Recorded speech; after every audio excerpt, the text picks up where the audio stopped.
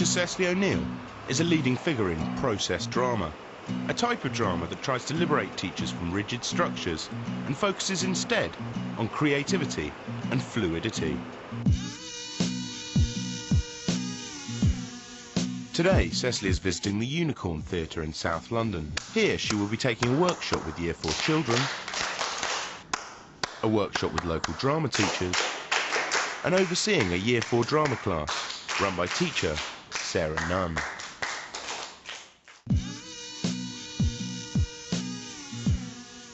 So it was a story. One of process drama's main aims is to get teachers to use pupils' ideas. This is a concept Cecily concentrates on in one of her workshops. Weren't you? That's what you were looking for. 3, 4, 5. Really spread out. I've been told this is a very scary forest, but it just looks okay to me. I mean, the sun is shining now. She's created a story with the class, where she is a wizard who sends them on a dangerous quest to recover her missing children. I would advise any teacher who isn't terribly confident about working in a role to choose a role that isn't too far from her own teacher persona. It's wise not to be the absolute ultimate authority, because that almost gives you too much power and it's a little hard to relinquish it. Unless you know the magic word, you cannot enter. Magic wizard, come alive. I'll kill you till you die. It may be a mistake, particularly if you happen to be a very good actor, to actually get into character, because you're in the make-believe in a way that the children are not really able to join you at that level. Cecily has chosen the role of a wizard, but she is not all-powerful. She is a wizard that needs the children's help. Can you do something that I can't do? Could you go and find my son and my daughter and bring them back here to me? Think of a word to describe that feeling and go!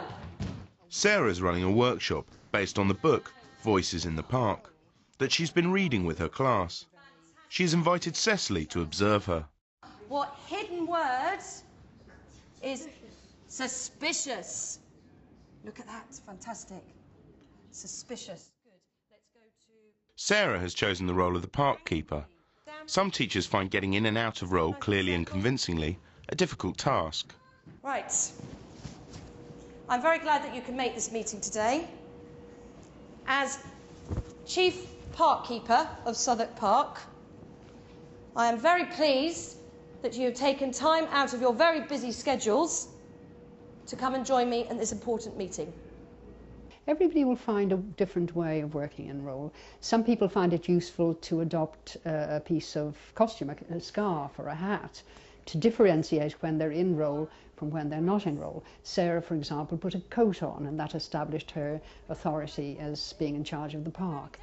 It can just mark off for the children the moment that you're not their teacher, you're now in role.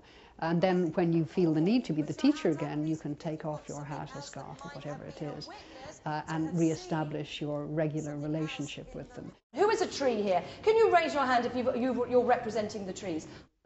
Sarah asks her pupils to take on the role of the trees, the grass, or the lampposts in the park. Can you tell me why it's very important that young children don't climb you? Because when someone climbs up a tree on you, it's just like an ordinary person like climbing on you and trying to stamp on you and tread on you, and it hurts. It does hurt, does it? What happens to your bark?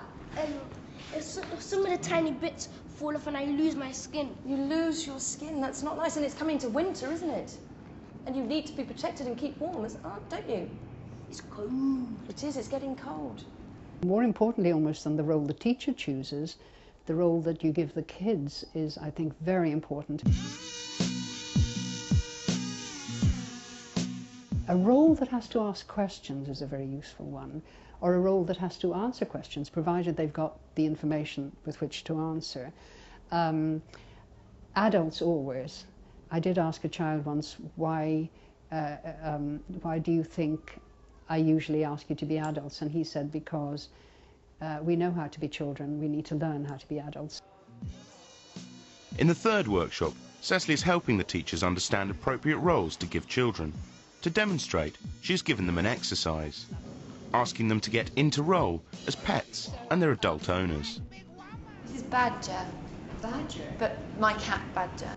She was the runt of the litter, and she's pulled through, and she's here now. We're very pleased. Is she still rather needy? She is, yes. Yeah, I carry her around on the front of me like a baby. I think if the children are in adult roles, then more can be expected of them, and behaviour is easier to monitor. Mud, mud, mud, and more mud. Bring on the mud. I want to be stronger. I need to tell you that it's not my fault. Runts are weak. You need to help me.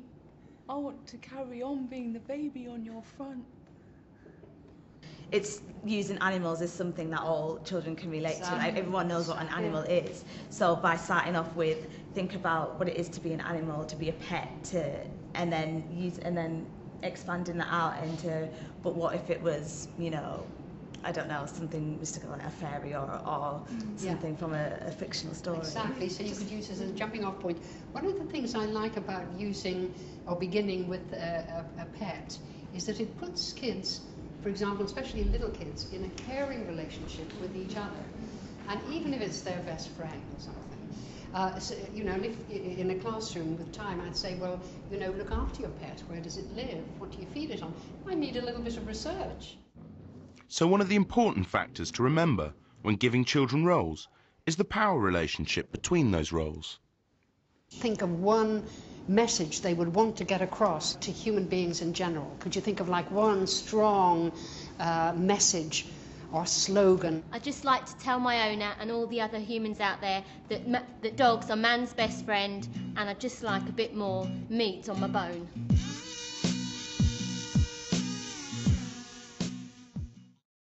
Back in the Wizard's Castle, Cecily is still in role. She's negotiating with the adventurers. Will they go on her quest? What do you think? If you want us to get your kid, how are we going to go there without no magic? They don't know us. I will give you each one piece of magic to help you, but you must only use it at the most dangerous part of the journey. So the children's suggestion that they need magic to complete their quest is incorporated by Cecily into the workshop.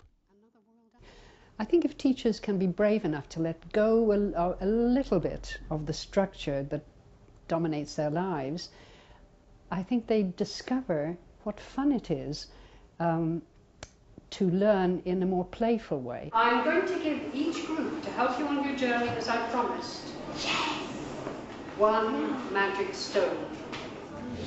Here is your magic stone. Guard it carefully. I used to think fun was a bad word in relationship to drama, but after all, drama is pretending. It's essentially playful. That doesn't mean to say that it can't be tragic and moving and all of those things, but it's a pretend world. It's a safe world. What's the worst thing that can happen if you just decide to put a tightly planned lesson on one side and go where the kids might want to go? Could we see them just coming back to life if you use your magic stone?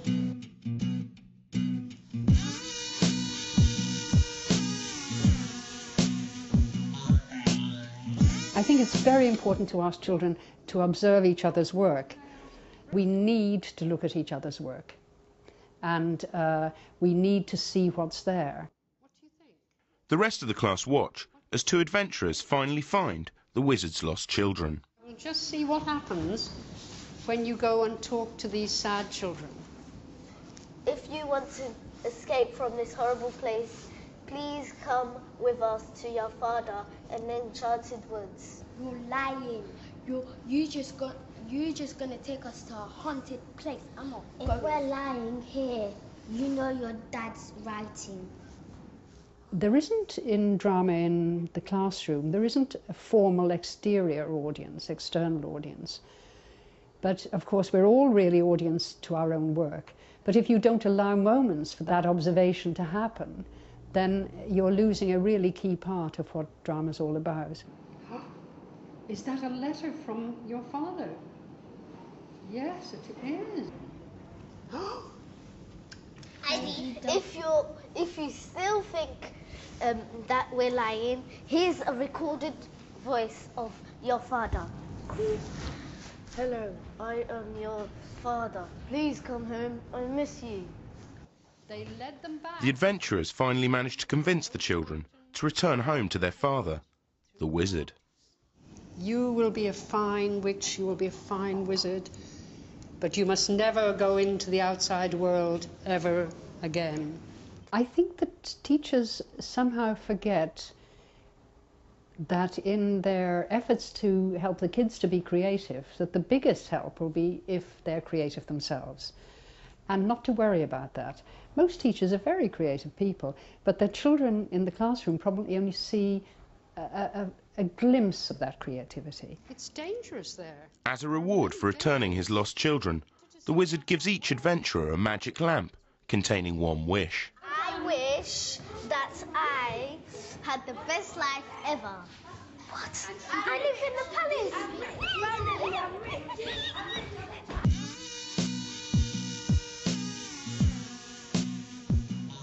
I'd like to ask you now to reflect on the session that we've just done, the workshop, to evaluate it and identify what you really enjoyed and what you learnt from the session. Isata, would you like to say? I really liked the acting because it was fun. Because it was fun acting and it was fun to go into other people's shoes. I think reflection is an absolutely key part of this work, but it doesn't always have to be at the end of the lesson. I think there's a feeling that you've done something, now you've got to talk about it. If you were to reflect on that workshop, what do you think you learnt? Lots of things about acting. Can you give me an example? When I was the grass and I was on the floor. If it's possible to build in moments of reflection throughout the drama, that to me is tremendously effective. I like the workshop because when I was talking about the trees, the trees that the children are not going to climb on it anymore. That if they climb on it anymore, I'm going to go take them to their parents and tell them that they should not bring them to the park for a whole day. Okay, till tomorrow. So going into role helps you to create that character and that story. Yeah.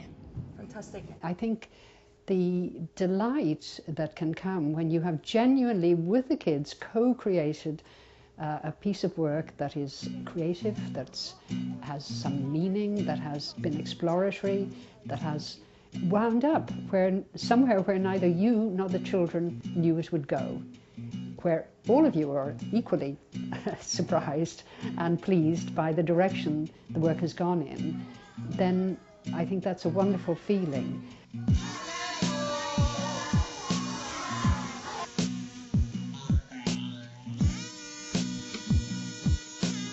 Screw